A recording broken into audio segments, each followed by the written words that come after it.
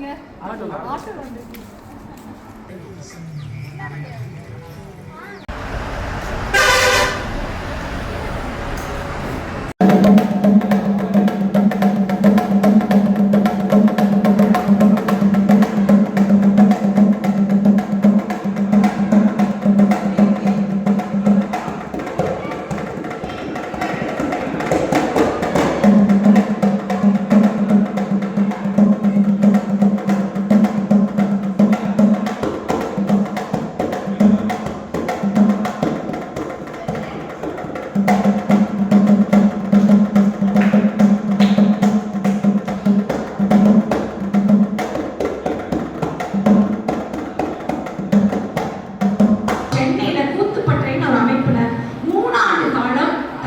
நடிப்பாளர் கவரக்கூடிய ஒரு நாடக கலைஞர் தான் சதீஷ். 3 வருஷம் கூட்டப்பட்டு அது போக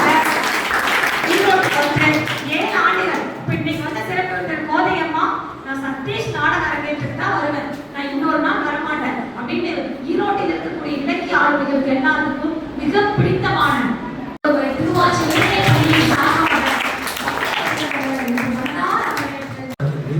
நாங்கள் ஒரு தலைப்பு வச்சிருக்கோம்.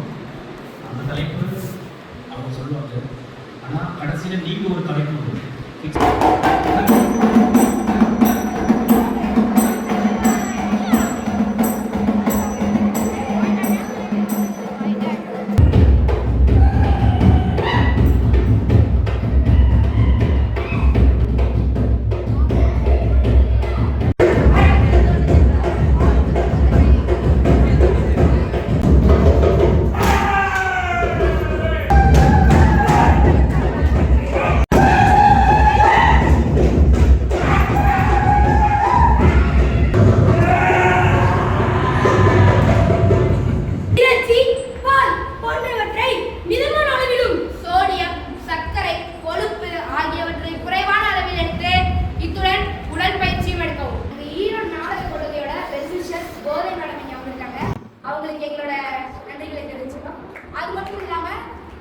பள்ளியோட தலைமை ஆசிரியர் ஜனபாக்கிய மேடமுக்கும் எங்களுக்கு ஈரோடு நாடக கலையின் சார்பாக நன்றிகள் மற்றும் அனைத்து ஆசிரியர்களுக்கும் எங்களுக்கு நன்றிகள்.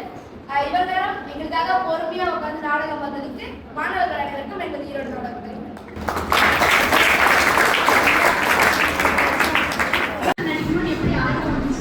நீங்க எப்படி நாடகம் படிக்கிறீங்க? நாடகம் பண்ணிட்டாங்க இவ்வளோ எனர்ஜியா எல்லாருமே ஒரு எனர்ஜியா பண்ணீங்க. அது எப்படி இந்த நாடகத்தை உருவாக்குனீங்க? எப்படி இந்த ஸ்டெப்பை நீங்களே உருவாக்குனீங்களா இல்லை நீங்க நீங்க சொல்லிட்டீங்கன்னா யாரும் சொல்லி தந்தாங்க? எப்படி இந்த நாடகத்துக்கு படிக்கும்போது வெளியில இருக்க விஷயத்தை நிறைய தெரிஞ்சுக்கிறோம். இந்த ஸ்கிரிப்டை எப்படி உணர்ந்து படிக்கிறதுன்னு தெரிஞ்சுக்கிறோம்.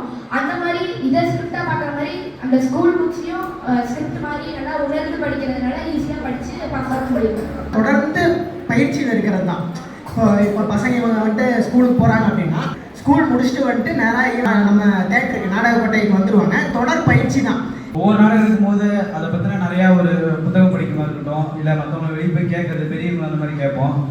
கேட்கறது அந்த பெரிய பெரிய ஆசிரியர்கள், எழுத்தாளர்கள் அவங்களாம் கேட்டு இது எது சம்மந்தமானது எதனால் இருக்கும்போது இந்த காய்கறி எஃப்எஸ்எஸ்ஏ அவங்க சொன்னாங்களே, அவங்க அதில் வந்து பண்ண சொல்லியிருந்தாங்க.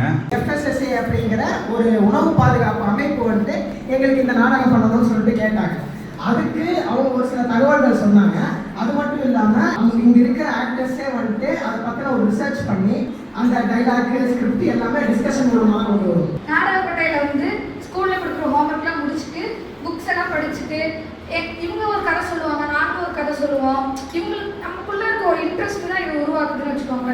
அந்த எஃபோர்ட் போடுறதான் இந்த உழைப்பு போட்டு பண்ணும்போது கொஞ்சம் உணர்வு கூடமா இருக்கும். நீங்களும் எஃபோர்ட் போட்டு நல்லா படிச்சிங்கன்னாக்க 10th ஃபர்ஸ்ட் மார்க் கிடைக்கலாம், 12th ஃபர்ஸ்ட் மார்க் கிடைக்கலாம்.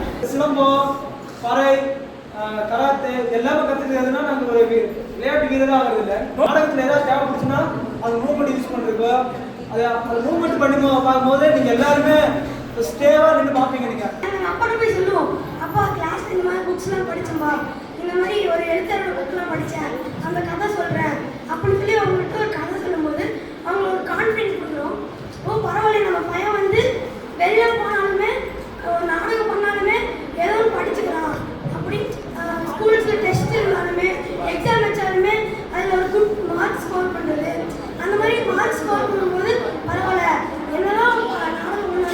படிச்சுக்கிறான் அப்படின்னு சொல்லிட்டு நம்பிக்கைனால தான் இவ்வளோ வருஷமா நாங்கள் தொடர்ந்து இந்த நாடகத்தை பண்ணிட்டு இருக்கோம். அக்கா கொடுத்துருங்க எல்லா பேரண்ட்ஸுமே வந்து நம்மளுக்கு விட மாட்டாங்க பொண்ணுங்களை குறிப்பா நீங்க உங்க பேரண்ட்ஸ் விட்டாங்க. முதல் முறை வந்து எங்க வீட்டில் எங்க அம்மா ரொம்ப பயந்தாங்க வேணாம் அப்படி சொல்லி. அதுக்கப்புறம் கிளாஸ்ல எப்பவுமே நாடகம் பண்ணுவோம். மந்த்லி ஒன்ஸ் வந்து வெளியில இருந்து இந்த மாதிரி நிறைய நாடக குழுக்கள்ல இருந்து வந்து நாடகம் பண்ணுவாங்க. நாங்களும் நாடகம் பண்ணுவோம். அது போல ஒரு தடவை எங்க அம்மா அப்பா எல்லாத்தையும் கூட்டிட்டு வந்து இதுதான் விஷயம் அப்படின்றத நாங்கள் காட்டிட்டோம்.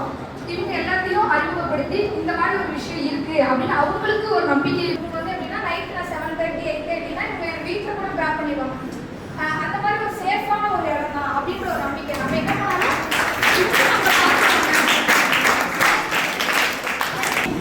சயின்ஸ் டீச்சர் நடத்துகிற பாடத்தில் இருக்கிற கான்செப்டாக இருக்கட்டும், ட்ரக்ஸில் இருக்கிற அவங்க தினமும் ப்ரேயர் சொல்லிகிட்டே இருப்பாங்க. அது போக 1098 எண்ணெய் எப்படியெல்லாம் நம்மளை அறியாமல் நம்மளை யாராவது ஒருத்தர் மிஸ்யூஸ் பண்ணும்போது அதற்கான எதிர்வினை என்ன கொடுக்கணும். நம்ம சமூக அறிவியலில் படிக்கக்கூடியது எல்லாமே வந்துச்சு. உணவு பாதுகாப்பு படிக்கிறோம். நான் வந்து உங்களுக்கு குழந்தைகள் பாதுகாப்பு விழிப்புணர்வு ஏற்படுத்துறதுக்காக அடிக்கடி சொல்லக்கூடிய விஷயங்கள்லாம் தான் இன்னைக்கு அவங்க என்ன பண்ணாங்க, நம்ம முன்னாடி நாடகமா போட்டு காமிச்சாங்க.